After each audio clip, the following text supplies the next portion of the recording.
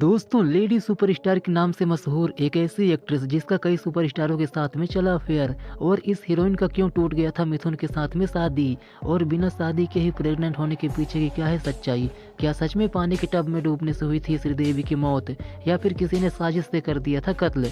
तो दोस्तों, आज का वीडियो काफ़ी इंटरेस्टिंग होने वाला है, जिसमें श्रीदेवी के ऐसे राज खुलने वाले हैं जिसे सुनकर आपको अपने कानों में यकीन नहीं होगा। इसलिए वीडियो में अंत तक बने रहें, और अगर आप हमारे चैनल में पहली बार आए हैं तो प्लीज़ हमारे वीडियो को लाइक करके चैनल को सब्सक्राइब जरूर कर लें। तो चलिए वीडियो स्टार्ट करते हैं। दोस्तों, श्रीदेवी के अफेयर की चर्चा होती है तो उनका नाम मिथुन के साथ जरूर लिया जाता है। एक वक्त पर मीडिया रिपोर्ट में यह दावा तक किया गया कि दोनों ने मंदिर में शादी कर ली है। कहा जाता है कि मिथुन और श्रीदेवी एक दूसरे की मोहब्बत में गिरफ्तार हो गए थे। श्रीदेवी की खूबसूरती पर मिथुन फिदा थे तो अभिनेता के गुड लुक्स श्रीदेवी को बेहद लुभाते थे। दोनों के रिश्ते की सबसे बड़ी समस्या यह थी कि उस वक्त मिथुन शादीशुदा थे। मीडिया रिपोर्ट की माने तो शादीशुदा होने पर भी मिथुन श्रीदेवी के साथ घर बसाना चाहते थे। दोनों कई साल तक एक दूसरे को डेट करते रहे, जिसकी भनक योगिता बाली को भी लग गई थी। कहा जाता है कि किशोर कुमार को तलाक देकर मिथुन के साथ घर बसाने वाली योगिता बाली को यह रिश्ता रास नहीं आया। दावा किया जाता है कि उन्होंने आत्महत्या करने की भी कोशिश की थी। योगिता की आत्महत्या की कोशिश वाले कदम से मिथुन बुरी तरह घबरा गए। उन्होंने श्रीदेवी से बातचीत बंद कर दी, जिसका असर यह हुआ कि यह रिश्ता बेहद खराब मोड़ पर पहुंच गया और आखिरकार टूट गया। इसके बाद श्रीदेवी का नाम जितेंद्र के साथ में जुड़ा। दरअसल उस वक्त कई फिल्मों में दोनों साथ नजर आए, जिसके चलते उनके अफेयर की अफवाह उड़ने लगी। उस वक्त जितेंद्र भी शादीशुदा थे। ऐसे में जितेंद्र खुद ही श्रीदेवी को घर ले आए और अपनी पत्नी शोभा को हो रही गलतफहमियों को दूर किया। दोस्तों, बोनी कपूर और श्रीदेवी ने शिरडी में गुपचुप तरीके से शादी कर लिया था। रिपोर्ट में अब तक यही दावा किया जाता रहा है कि श्रीदेवी बोनी कपूर से शादी से पहले ही मां बन गई थी और जानवी कपूर को जन्म दिया था, पर बोनी कपूर के मुताबिक ऐसा नहीं है।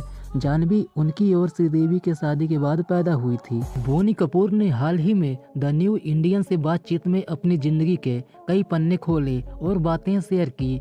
बोनी कपूर ने यह भी कहा कि उन्होंने पहली पत्नी मोना शौरी को कभी धोखा नहीं दिया और उनके प्रति वफादार रहे। बोनी कपूर ने मोना से 1983 में शादी की थी, लेकिन 1996 में इनका तलाक हो गया। इस शादी से वह बेटे अर्जुन कपूर और बेटी अंशुला के पिता बने। साल 2012 में मोना का निधन हो गया। बोनी कपूर ने इंटरव्यू में बताया कि जिस वक्त उन्हें श्रीदेवी से प्यार हुआ वह शादीशुदा थे और मोना के साथ जिंदगी बिता रहे थे। बोनी कपूर के मुताबिक वह मोना के प्रति ईमानदार रहे। उनके मन में श्रीदेवी के लिए जो फीलिंग्स थी उनके बारे में वो पत्नी मोना को बता दिए थे।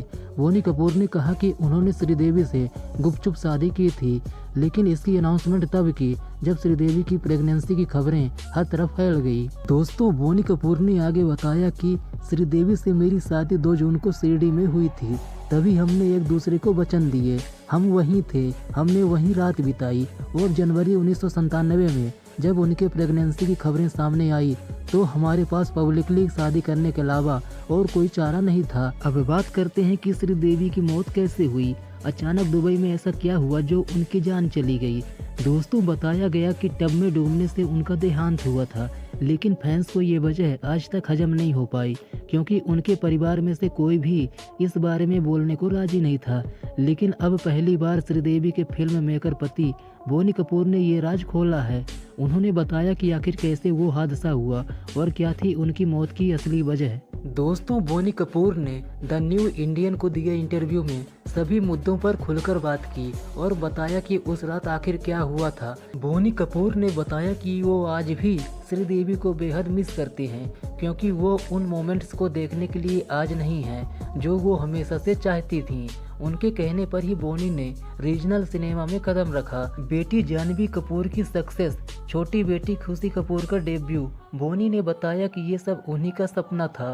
बोनी बोले, मेरी लगातार 6 फिल्में साउथ में रिलीज हुई हैं, सब हिट हुई हैं, लेकिन ये सक्सेस देखने के लिए श्रीदेवी का यहाँ ना होना बहुत खलता है। दोस्तों, बोनी कपूर ने आगे बताया कि श्रीदेवी को शेप में रहने का जुनून सवार था। उन्हें अच्छा दिखने की चाहत थी। वो हमेशा चाहती थी कि हमेशा शेप में रहें, चाहे ऑन स्क्रीन हो या ऑफ स्क्रीन। वो अच्छी दिखती थी और वो हमेशा अच्छा दिखना चाहती थी। इसके लिए वो अक्सर अपने आप को भूखा रखती थी। वो कई बार क्रैश डाइट किया करती थी, नमक तक नहीं खाती थी।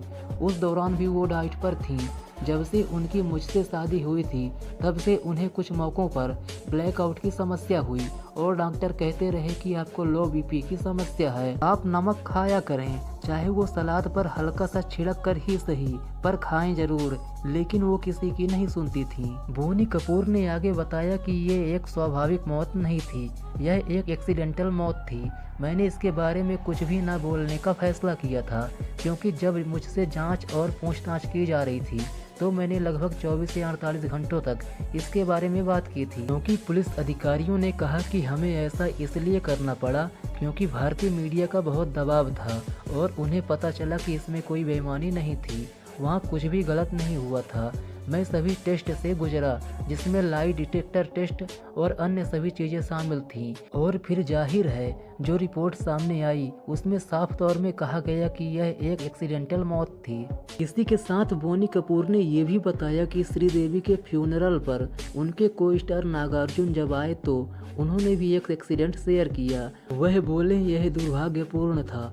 बाद में जब उनका निधन हो गया, नागार्जुन अपनी संवेदना व्यक्त करने के लिए घर आए थे और उन्होंने मुझे बताया कि उनकी एक फिल्म के दौरान वह फिर से क्रैश डाइट पर थी और इसी तरह वह बाथरूम में गिर गई और उनके दांत टूट गए थे। दुर्भाग्य से उन्होंने इसे गंभीरता से नहीं लिया और यह भी कभी नहीं सोचा कि इसका इतना बड़ा गंभीर परिणाम हो सकता है। दोस्तों, श्रीदेवी का निधन 24 फरवरी 2018 को दुबई में हुआ था। जब ये खबर आई थी तो हर किसी के लिए ये विश्वास करना लगभग नामुमकिन था, क्योंकि एक्ट्रेस बेहद फिट थी, उन्हें कोई बीमारी नहीं थी, वो फिल्मों में भी एक्टिव थी। 2017 में ही उनकी मॉम फिल्म रिलीज हुई थी जिसे क्रिटिक्स ने काफ़ी पसंद किया था। वैसे इसके बारे में आपकी क्या राय है, आप लोग कमेंट करके बताएं, और वीडियो अगर पसंद आए तो वीडियो को लाइक करके चैनल को सब्सक्राइब जरूर करें।